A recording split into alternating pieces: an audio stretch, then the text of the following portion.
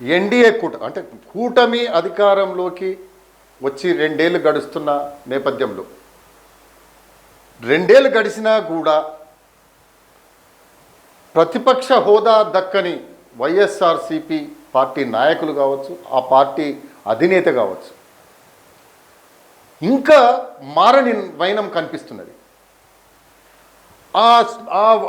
ఆ మారని వైఖరి వాళ్ళే చాలామంది రాజకీయ విశ్లేషకులు, సామాజిక విశ్లేషకులు ఆ వైఎస్ఆర్సీపీ అనుసరిస్తున్న విధానం ఏదైతే ఉందో అది చాలా ప్రజాస్వామ్యానికి ప్రమాదకరం, కానీ వాళ్లకు ఆ లక్షణాలు ఇంకా ఉన్నాయి కాబట్టి అది చాలా ప్రమాదకరం అని చెప్పేసి చెబుతున్న పరిస్థితి ఉంది.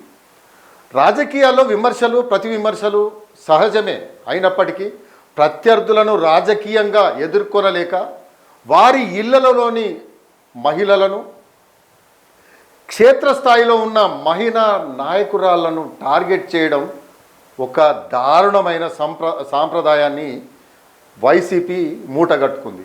ఆ వైసీపీతోటే ప్రారంభమైంది అని కూడా మనం చెప్పవచ్చు.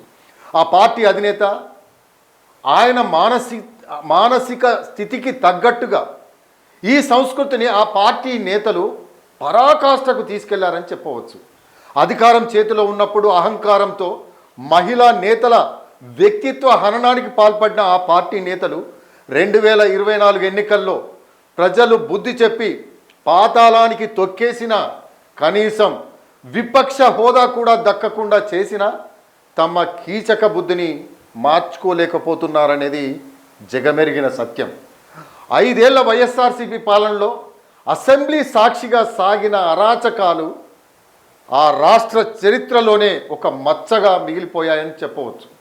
సాక్షాత్తు నాటి ప్రతిపక్ష నేత, ప్రస్తుత ముఖ్యమంత్రి నారా చంద్రబాబు నాయుడు సతీమణి నారా భువనేశ్వరిని ఉద్దేశించి వైఎస్ఆర్సీపీ మంత్రులు, ఎమ్మెల్యేలు అసెంబ్లీ లోపల అత్యంత ఘోరమైన, అసభ్యకరమైన వ్యాఖ్యలు చేసిన సంగతి 2 తెలుగు రాష్ట్రాల ప్రజలకు తెలుసు.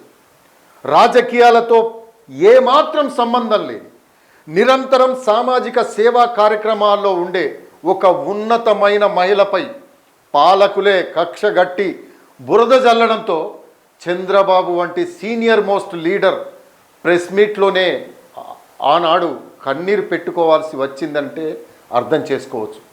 ఆనాడు ఆంధ్రదేశంలోని ప్రతి సగటు మహిళా హృదయం నిజంగా ఆ ఘటనతోటి చాలామంది ఖండించడమే కాదు, ద్రవించిపోయింది అని కూడా చెప్పవచ్చు. వైఎస్ఆర్సీపీ పతనం ఆనాడే నిజంగా ఖరారైందని కూడా మనం చెప్పవచ్చు. గత ఎన్నికల ఫలితాలే సజీవ సాక్ష్యం ఇప్పుడున్న పరిస్థితి. కానీ కుక్కతోక వంకరన్నట్లు అధికారం పోయినా తాడేపల్లి ప్యాలెస్ బృందం వాళ్ళ తీరులో రవ్వంతైన మార్పు రాలేదని తాజాగా మాజీ మంత్రి గుడివాడ అమర్నాథ్ చేసిన వ్యాఖ్యలు నిజంగా నిరూపిస్తున్నాయి. రాష్ట్ర హోంమంత్రిగా బాధ్యతలు నిర్వహిస్తున్న ఒక దళిత మహిళ వంగలపూడి అనితను ఉద్దేశించి ఆమె పరిపాలనను, విధి విధానాలను విమర్శించడం చేతకాక ఆమె ఒక మేకప్ మంత్రి, కిలోల కొద్దీ మేకప్ వేసుకుంటుంది అంటూ ఆమె కట్టు బొట్టు శారీరక రూపాన్ని హేళన చేస్తూ అమర్నాథ్ దారుణమైన కామెంట్లు చేయడం జరిగింది. ఒక మాజీ మంత్రి హోదాలో ఉండి బాధ్యతాయుతమైన పదవిలో ఉన్న మహిళా హోంమంత్రిని ఇంత దిగజారి విమర్శించడం వైఎస్ఆర్సీపీ నేతల అంతర్గత సంస్కార హీనతకు అద్దం పడుతుందని దీన్ని బట్టి మనం చెప్పవచ్చు. ఇది కేవలం తనపై జరిగిన వ్యక్తిగత దాడి మాత్రమే కాదని ఒక దళిత మహిళ రాజకీయంగా అత్యున్నత స్థానానికి ఎదగడాన్ని సహించలేక వైఎస్ఆర్సీపీ నేతలు చేస్తున్న కులపరమైన దాడిగానే దీన్ని పరిగణించాల్సి వస్తుంది. అటు డిప్యూటీ సీఎం పవన్ కళ్యాణ్ సైతం ఈ వ్యవహారంపై సోషల్ మీడియా వేదికగా తీవ్రంగా స్పందించడం జరిగింది.